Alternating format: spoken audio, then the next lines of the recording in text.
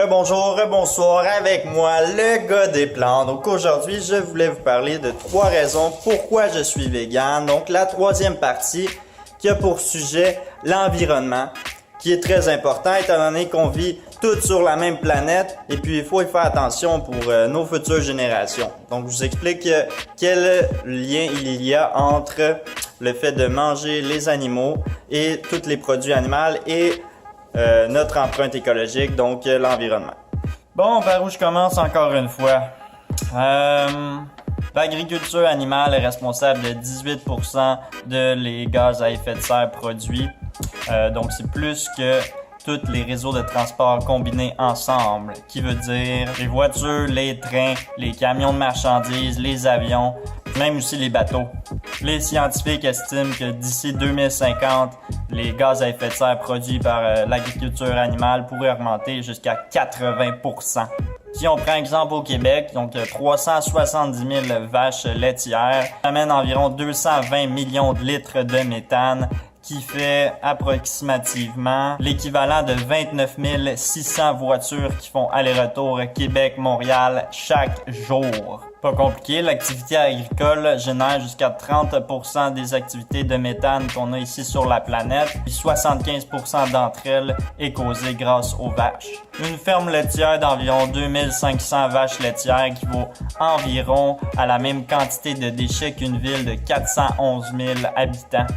Le méthane causé par les animaux sont environ de 25 à 100 fois plus puissants que les gaz de CO2. Les vaches toutes ensemble produisent jusqu'à 150 milliards de gallons de méthane par jour. Ce qui a été prouvé, c'est que réduire notre quantité de méthane quotidienne aura une répercussion positive dès maintenant, donc à court terme, ce qui est vraiment génial. Donc on peut améliorer l'état de la terre tout simplement en arrêtant de manger les produits animaux, la vache aussi, étant donné que c'est elle qui produit, une des industries qui produit le plus de méthane en fait. Bon, l'eau à cette heure, la quantité totale de la consommation d'eau aux États-Unis est de 80 à 90% causée par l'agriculture en général. Donc ça prend énormément d'eau.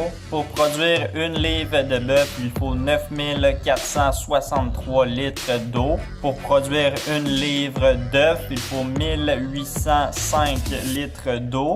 Pour produire 3,78 litres de lait, il faut 3700 quelques litres d'eau en fait, donc c'est 10 fois plus la quantité d'eau pour produire 10 fois moins la quantité de lait. Alors si on prend exemple sur le bœuf, en fait la vache qui prend pour produire 1 kg de viande, ça prend 20 000 litres d'eau.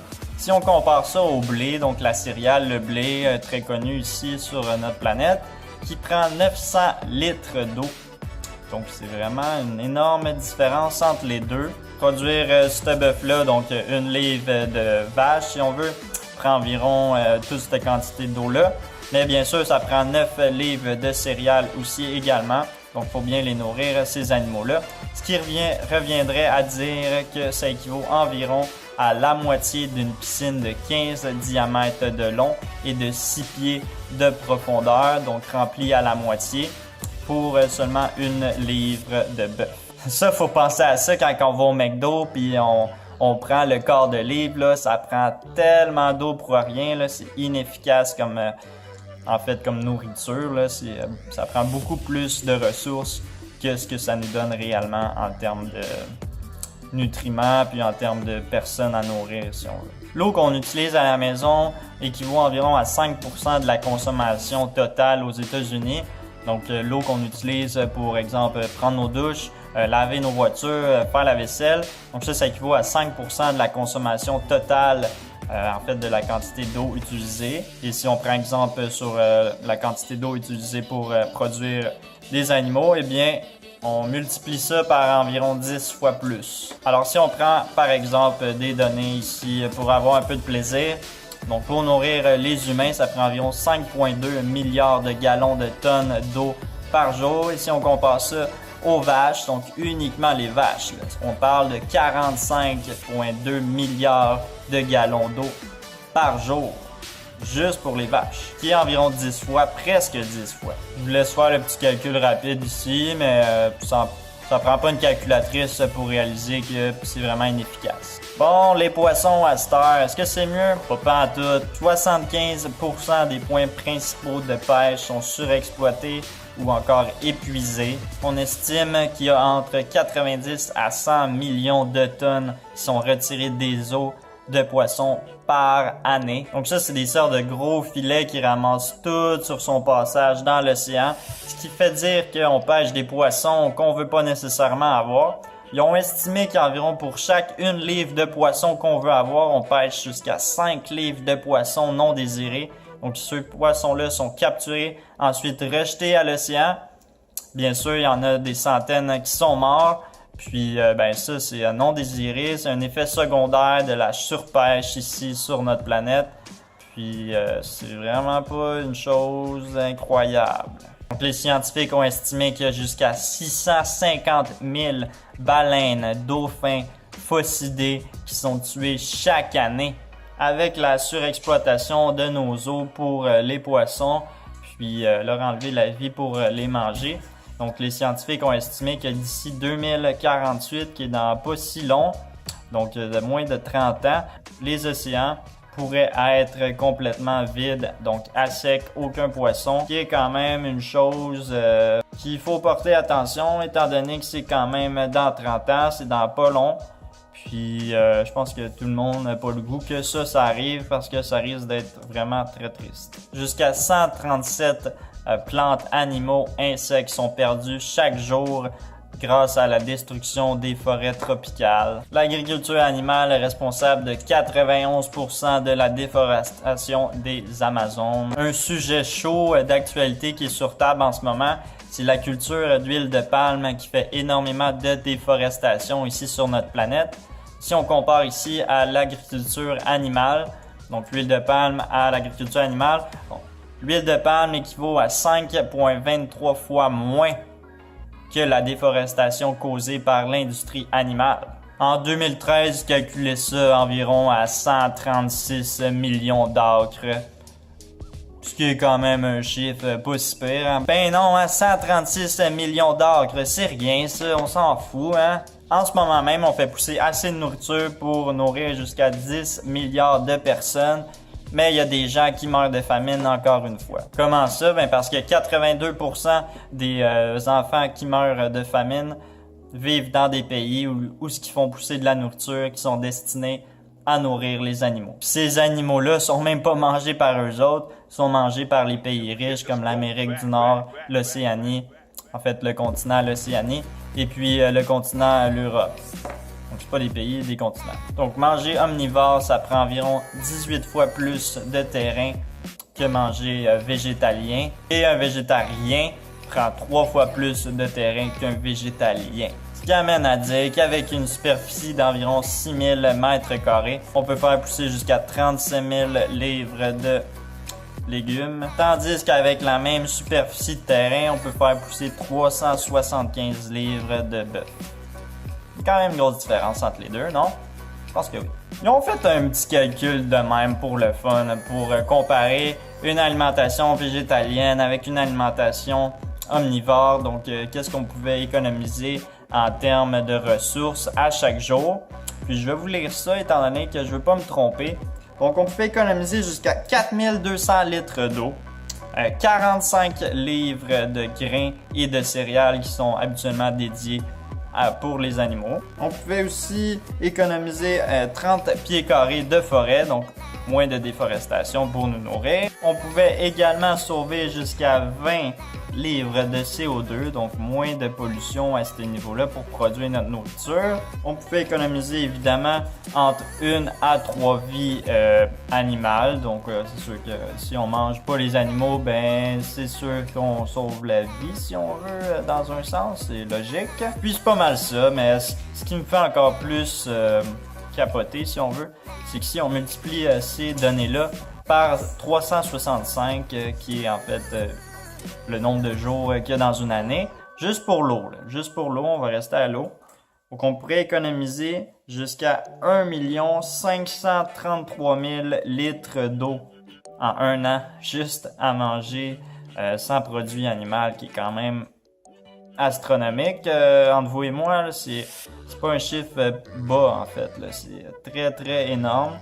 Puis je pense que ça vaut la peine de remettre en question nos habitudes de vie avec ces données-là, étant donné que ça a des répercussions extrêmement néfastes. Ce qui est incroyable avec ça, c'est que ça peut avoir un effet du moment. Donc, à partir de maintenant, vous pouvez faire un changement au niveau de l'environnement. Donc, c'est pas exemple comme l'achat d'une voiture électrique ou encore le changement en fait de l'énergie dans notre maison. Donc, par exemple, on prend des panneaux solaires. Donc, il y a tout ça, là, vous avez compris le principe. Donc, juste en mangeant sans produits animaux, on peut réduire notre empreinte écologique de façon beaucoup plus significative qu'avec des moyens que je vous ai dit auparavant. Là. Donc, exemple, en s'achetant une voiture hybride électrique, ça n'a pas une répercussion autant énorme que de manger végétalien. Je pense que ça vaut la peine de faire une petite réflexion, de réfléchir à nos actes, de remettre en question nos habitudes de vie, étant donné que ça a des répercussions sur les autres, sur notre planète. Puis pensez aussi à vos enfants, à vos petits-enfants, leur futur qu'ils vont avoir. Ça va être une planète qui va ressembler à quoi? Là, déjà là qu'on voit des changements drastiques des températures. Donc cette année, là, cet été, ils ont eu vraiment des nouveaux records pratiquement partout sur toute la planète de chaleur. Puis c'est alarmant, là, je veux dire, ça va juste empirer s'il n'y a rien qui change d'ici les prochaines années. Puis ça se passe déjà, là, les glaciers dans le nord de la planète commencent à fondre. Ce que ça va faire si ils font tout, ça va créer des inondations étant donné qu'il va y avoir un surplus d'eau dans nos océans. Puis après ça va faire effet boule de neige là. Pour nos enfants, pour vrai, faut faire attention à nos actes commis en ce moment. Pas penser juste à nous, penser aux autres là. Je pense que ça vaut la peine vraiment. Étant donné qu'il y a beaucoup d'enjeux sur la table, puis on peut régler ça très simplement. Tout simplement arrêter de manger des produits animaux extrêmement efficaces au niveau des ressources utilisées, puis ça pollue en maudit. T'sais, encore une fois, il faut juste penser à ce que ça prend des grains pour en fait nourrir les animaux. Donc il faut déforester, il faut faire pousser ces grains-là. Ça prend des ressources. Ensuite de ça, il faut les cultiver. Ça prend d'autres ressources. Il faut les donner aux animaux. Ça prend des ressources évidemment. Ça prend de l'eau, ça prend de la nourriture qu'on a fait pousser. Ensuite de ça, il faut transformer cette viande-là. Donc, on faut l'amener à l'abattoir. Donc, ça prend d'autres ressources. Ça prend en fait des camions et tout ça. Puis là, c'est la transformation. Ça prend de l'électricité pour transformer ça. Ça prend des eaux pour nettoyer les morts de sang qu'il y a à terre. Puis notre espace de travail. Ensuite de ça, il faut amener nos produits à l'épicerie, ainsi de suite. Faut les faire cuire, faut les amener à la maison. Ça prend des ressources en maudit, ça pollue nos eaux avec les excréments. Il n'y a rien de bon là-dedans pour vrai. Là. Écologiquement, là, c'est un désastre manger de la viande puis d'autres produits animaux. L'industrie laitière, c'est vraiment une des pires, je pense. Ça prend énormément de ressources. Puis, je pense que c'est tout pour vrai, mais c'est sûr que j'en ai oublié encore une fois. Je vous invite à lire là-dessus, aller écouter des documentaires. Je vais en mettre quelques-uns dans la description. Puis, vous pourriez voir par vous-même, là, faut que ça arrête puis ça presse. Pour les 3 raisons que j'ai dit, que ça soit au niveau de l'éthique, ça peut pas continuer. Il y a beaucoup trop d'êtres vivants, d'animaux qui meurent chaque jour. Là. C'est un désastre dans toutes les industries. Notre santé en mange un méchant coup. Donc ça aussi, là, c'est un désastre.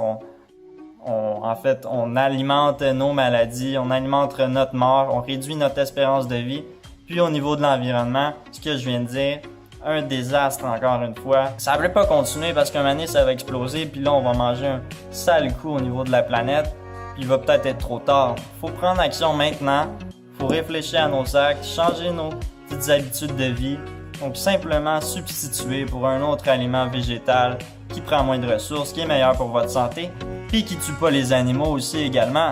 On peut pas se proclamer écologiste si on consomme des produits très polluants comme les produits animaux, qui est dans le top 3 des industries les plus polluantes sur la planète. Alors s'il vous plaît, pensez à tout ça, puis en fait, essayez de remettre en question vos habitudes, de réfléchir sur le sujet, de prendre ce que j'ai dit, d'aller voir ailleurs, puis de pas juste penser au goût qu'on retire, au plaisir face à un aliment. Je veux dire, les végétaux sont vraiment excellents, puis on n'a pas besoin de faire des sacrifices. Là, en fait, on a plus à gagner qu'à perdre. Il suffit juste de faire un changement, d'apprendre des nouvelles choses, puis après ça, c'est simple, c'est juste des habitudes qui changent. Il n'y a rien de compliqué là. Puis ça fait vraiment des effets positifs incroyables sur tous nos aspects de notre vie. Je vous encourage à le faire pour vrai. C'est pas pour rien qu'il y a plusieurs gens qui disent que c'est leur meilleure décision qu'ils ont jamais prise de leur vie, parce que c'est vrai, puis qu'il y a un changement, puis ça se voit. Puis ça prend pas des années, là, ça se voit dès la première, la deuxième, la troisième semaine, aussitôt que vous l'avez fait, même à chaque jour, juste une journée sans produit animal, on le sent dans notre corps, on sent que c'est mieux, c'est plus sain. Bref, j'ai pas tout dit encore une fois, j'aurais aimé ça en dire davantage, mais vous comprenez un petit peu l'idée de la chose, les grosses lignes. Puis je vous encourage à faire d'autres recherches, à regarder, plus approfondir ce que j'ai dit en fait. Moi, c'est ce que j'ai fait, je m'en suis fait parler, puis j'ai été voir ailleurs, puis j'ai vu là, à ce moment-là, c'était plus grave que qu'est-ce que la personne me l'avait dit. Là, on n'y aille pas avec ça. C'est vraiment très, très dangereux à long terme, très néfaste pour nous. Puis bref, on va s'arrêter là. Et n'oubliez pas, les animaux sont nos amis et on mange pas nos amis. Alright, peace.